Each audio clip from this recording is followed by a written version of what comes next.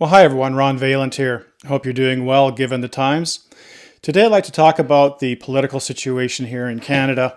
Right now you have the Liberals and the NDP married together and basically having the majority vote when they combine their forces. And everyone is basically fawning over Pierre Poilievre in regards to the leadership race for the Conservatives, thinking that this could bring change. And I'd like to be able to share some points that many people, need to consider when they consider looking at that situation of hoping that the Conservatives can actually bring about the change that they really want. Now, Pierre Poilievre, he's going about talking a lot of things. He's making a lot of promises. And so let's look at that. Well, first thing, though, is you have to look at the issue of these career politicians, which Pierre Poilievre definitely is. That's basically all he's done. I don't think he's really had a real job. One thing people have to realize is that you can't go by what these career politicians say. You have to go by what they do or don't do, because they're going to tell you what you want to hear. We've seen it time and time again, and people are really repulsed by this type of political maneuvering. They say they're going to do all this stuff, and then they get into power, and then you find that they're reversing, flipping, and the Conservative Party definitely has done that all over the place. And we've seen it in the provincial Conservative parties too. So people's eyes should be opened up to that at this point in time. So let's take a look here at the situation. Canada is in a very dire straits right now, and the reason why it's in this situation is because of two political parties. There's only two political parties that have led Canada. The LibCon party, basically, the Liberals and the Conservatives. Essentially two wings of the same bird and two sides of the same coin. Just different flavors for different outlooks on political perspectives. There's no one else to blame but those two parties. And right now people are saying, well, we got to go and get Pierre in there and get the Conservatives to get into power because Trudeau's just wrecking everything. Okay, well, what you have to look at, though, is that Trudeau is simply implementing UN Agenda 2030 that Stephen Harper, Pierre Poilievre, Michelle Rempel, and the whole gang, they all went ahead and they voted to implement that September 27th, 2015. This is a UN's agenda for the next 8 years, 2030. And a lot of people now know that it's tied in with the World Economic Forum where you'll own nothing and be happy. So this was the Conservative Party who brought this in. Brian Mulroney, he went ahead in 1992 at Rio de Janeiro Earth Summit, went ahead and signed on to Agenda 21, the UN's agenda for the 21st century. And then Stephen Harper signed on to that in 2008. So all of these MPs, they know what's going on. They know that the stance of the Conservative Party is to go along with this, even though they may say that they're not. You're going to hear all this kind of talk, but being against the World Economic Forum and whatnot. But no, they're the party that brought it in. And so here we are. Trudeau is simply implementing that agenda. A lot of the craziness that we've seen in the last 2 years and the draconian measures that are planned in the future with digital ID and restricted movement and carbon credits, social credit system, on and on, all has to do with UN Agenda 2030. This is what the Conservatives brought to you. Now think of this. Has any Conservative MP told you about UN Agenda 2030? When I had my 8 debates with Bob Zimmer up in northern BC, I brought up Agenda 2030 all the time. I even had it in my brochure. And I said, has Bob Zimmer told you how your life is going to radically change with Agenda 2030? But he wouldn't speak about it at all. None of them will, because their hands are in the cookie jar, because they can't speak against it because they're for it.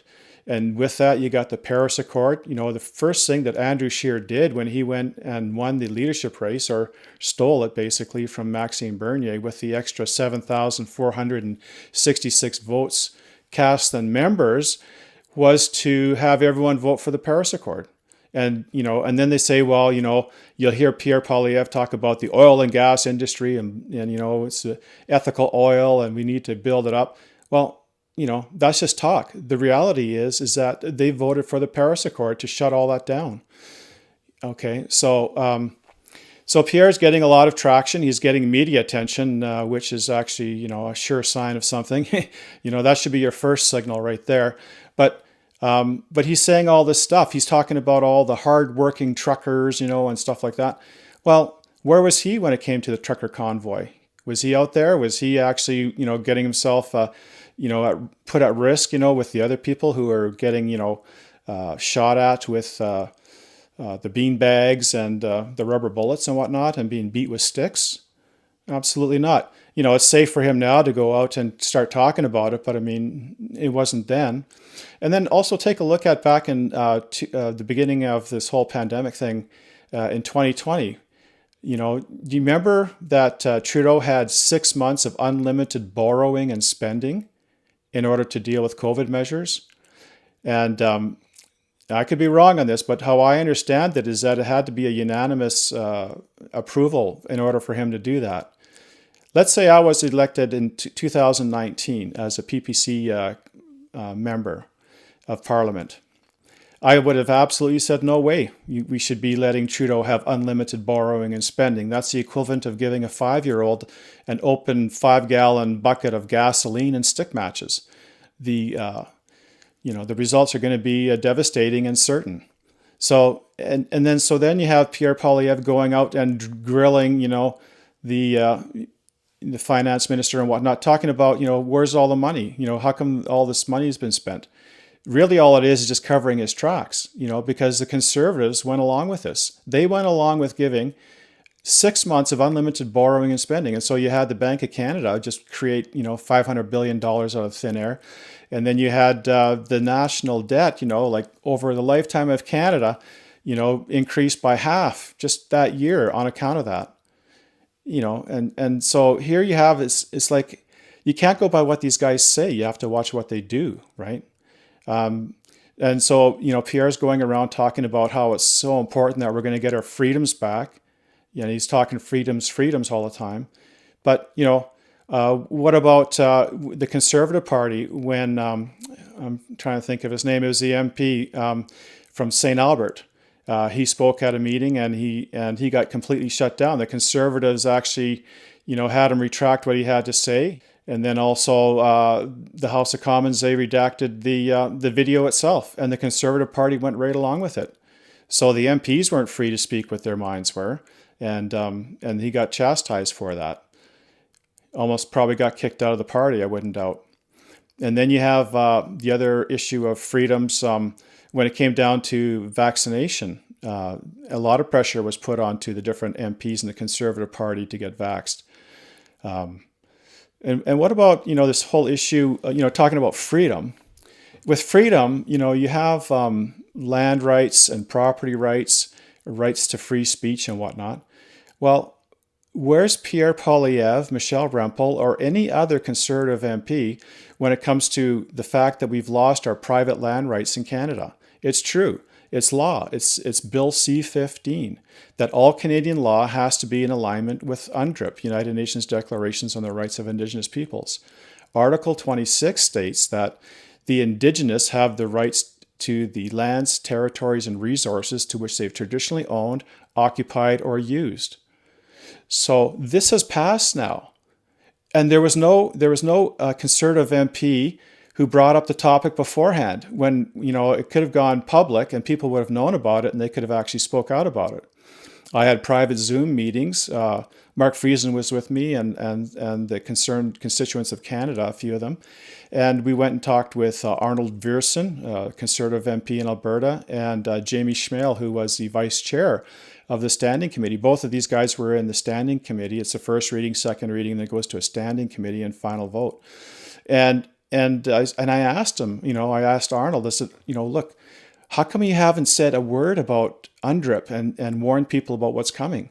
And he says, sometimes it's better not to say things, because he had nothing on his social media. Actually, none of them do. None of the Conservative MPs, no one has warned us what's going on. And with Jamie Schmale, he says, well, we really need, other people to help us because it's a shame that no one knows about UNDRIP. Well, I said, I looked at your Facebook and your YouTube. You haven't said a word, He says, well, we need your help. Well, we've been in the trenches talking about it for years, and we need these guys to go and voice their concerns. They can get, major media attention, but not a word. Okay, let that sink in. So they can do all their talk and saying we want freedom and everything else like that. Meanwhile, in Canada right now, if you own property, you've basically lost your private land rights. Someone else can now go and claim rights to your land. It's the biggest untold story in Canada, and not a word. Plus, even worse, Article 46 of UNDRIP states that no person or state can go against basically the UN Charter. So we're essentially, effectively under the UN Charter at this point in time. And they're talking about freedoms? No, it's a con. So the thing is with Pierre Poilievre, don't go by what he says. He's such an opportunist. Okay, here's an example way back in 2019.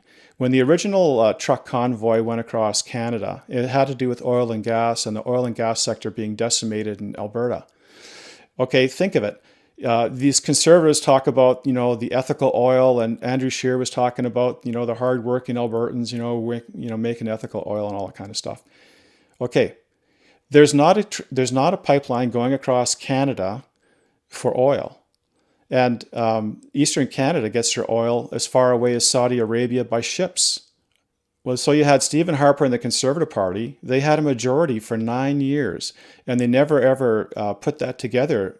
For national security, at a minimum, you want to have that pipeline. What happens if, look at what's going on in Europe, getting their gas shut off by another country? That's exactly what would happen in Eastern Canada if there was problems, And so for national security, you need that pipeline, simple as that. And they did nothing about it, absolutely nothing. And so then you had the convoy, and then all of the conservatives kind of jumped on that, to get political, points there, and they're talking. And this is where Pierre Poilievre just makes stuff up. Okay, so what you had first was Maxime Bernier. Now, he should have been the leader of the Conservative Party, but that was stolen from him with the extra 7,000 votes and members. But be that as it may, he's been very consistent all the way through since the inception of the People's Party of Canada, which really is the only non-UN globalist party in Canada. All the rest are. Liberals, Conservatives, NDP, Greens, and the Bloc. They're all UN globalist parties, bar none. And if you vote for them, you're voting for your enslavement, not freedom.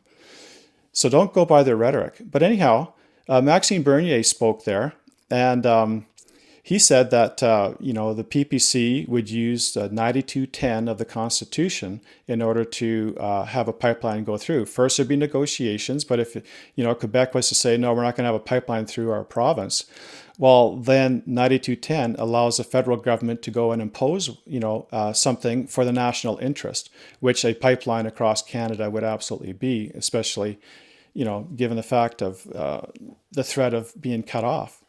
Okay, so then after that, Pierre Poilievre gets up, and this is not part of their party platform at all, but we can play it here, and you can see what he has to say. And somebody said, what are we going to do about it? Andrew Scheer is the only federal leader who's actually announced a plan to clear the way for pipelines. That is, use Section 92 of the British North American Act, empowering the federal government to approve pipelines that cross interprovincial borders at every single stage. Now notice that he invokes this, he doesn't even go 9210. He heard Maxime Bernier say 9210, but he says, okay, we're going to use 92, to go ahead and bring these pipelines in. And then after that, I don't have the footage here, but Andrew Scheer goes up there, and he's not talking like that at all. There's no talk like that. And they never had that policy. The Conservatives never had a policy of using Constitution 9210 to impose a pipeline. It's not part of their deal, and it's not going to be. Why? Because they're for the Paris Climate Accord. They're all for reducing carbon emissions by 50% in the next 8 years. Think of it. Think of how your life is going to be dramatically impacted by reducing your CO2 output by 50%. And this is why everything's being shut down with the supply chains and all the businesses being bankrupted by these draconian measures that these politicians have put through all these years, the last few years here. Now think of the Conservative Party. Where were they in the last 2 years for all of these businesses that were being shut down? So it's just controlled opposition. People say that the PPC is controlled opposition. You don't even need the PPC to be controlled opposition. The two parties are controlled opposition as they are. And it doesn't matter which party is in play because the agenda still goes forward. Trudeau's maybe a little bit more aggressive with it and more open, but it's always with a sleight of hand with the PCs. And really, they shouldn't be called the Conservative Party because there's nothing conservative about it. The only thing is their name. Their name is Conservative, and they go and kind of espouse conservative talk, but they're really not conservative. They should be called the Communist Party of Canada on the fact that they brought in communist UN Agenda 2030 into Canada that Trudeau is implementing. And so you got Pierre just making this stuff up, and he's making big, bold promises, and everyone's just lapping it up. But please, if you go ahead and vote for the Conservatives, you're just basically going to vote for your enslavement with Agenda 2030. It's just going to be more palatable. It'll be more agreeable because it's going to be couched in words that you're going to like.